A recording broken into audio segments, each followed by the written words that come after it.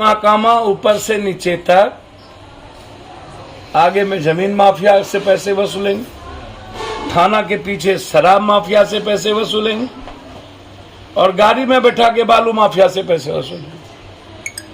तो थाना से लेके नेताओं का घर ही माफियाओं पर चलता हो और इन्हें यह लगता हो कि ये जाति का सबसे बड़ा नेता बन गया और इन्हीं के कहने पर वोट और सियासत हमारी जिंदा रहेगी। अब हमको एक बात बताइए, यहाँ सुनने में आया, हमने एक बयान पढ़ा, कोई केंद्रीय मंत्री एक आए थे, उन्होंने कहा बिहार इतना बड़ा है, मर्डर उडर तो होता रहता है। लेकिन नेताओं के जीवन में मैंने पहले ही कहा कि झाड़ू ऊपर से दिए जाने चाहिए। मात्र एक सप्ताह वोट के 4-5 दिन लोगों का पैर छूते हैं या लोगों से भीख मांगते हैं, उसके बाद 4.25 साल से ऊपर ये लोग भगवान और हिटलर बन के अपनी बात रखते हैं। जो डरता हो कि मौत होती रहती है, बलात्कार चलता रहता है, तो ऐसे नेताओं को इस देश में यह महसूस होना चाहिए जब अपने परिवार पर, किसी पर, भगवान न करे किसी पर ऐसा होता रहता है, तो पूरा सुरक्षा छोड़ दीजिए ना, पूरा का पूरा आम आदमी को जीने का रास्ता बना दीजिए, तय करिए। जीने का राइट नहीं, और 1 मिनट भी वैसे नेताओं को पद पे नहीं रहना चाहिए। हाजीपुर में इतनी बड़ी बड़ी एक मासूम बच्ची का 3 दिन तक करके बलात्कार करके मार दिया था, उसमें हम आए थे। केंद्रीय मंत्री जो अपने को यहाँ घर कहते हैं, लोकसभा, एक बार भी उसकी ना हिम्मत होती है और ना ही वो कभी समाज के साथ खड़े होते, सिवाय हिंदू मुसलमान के। अब भूमिहार, जादव, राजपूत, तेली नेताओं का कोई, इस परिवार की सुरक्षा सरकार अविलंब इस मर्डर की भरपाई करे, व्यवसायियों को लाइसेंस मुहैया करे और व्यवसायियों के सुरक्षा के साथ कोई समझौता नहीं। खाली 18% जीडीपी लेने से काम नहीं चलेगा। अब पूरा टैक्स जिसके बदौलत बिहार और इंडिया है, वो कोई जात हो व्यवसायियों का,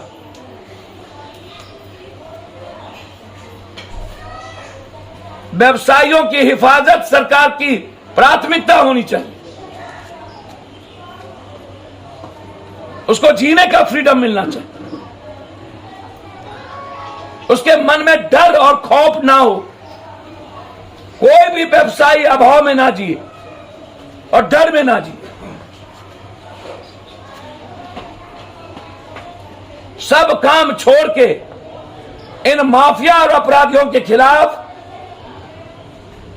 सत्ता पर और विपक्ष से कहेंगे, ये जो पैसे वाले को आप अपराधियों को टिकट और मालदार को टिकट देते हैं, पहले अपना चरित्र और चिंतन बदलिए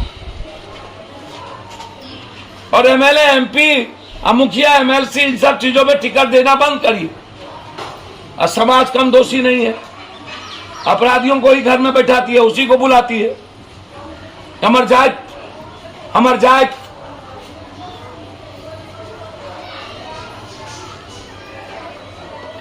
ये बड़ा प्रॉब्लम है, चैलेंजिंग है, क्योंकि बड़ा बड़ा माफिया को अब ये लगता है कि मैं जाति का नेता बन गया हूं और जाति मुझे प्रोटेक्ट करती है।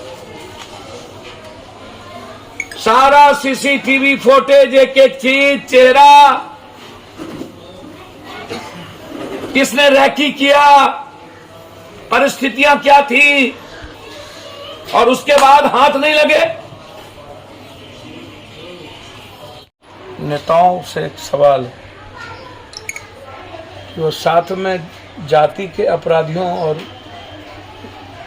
धर्म मजहब करने वाले अपराधियों को लेकर क्यों चलते हैं।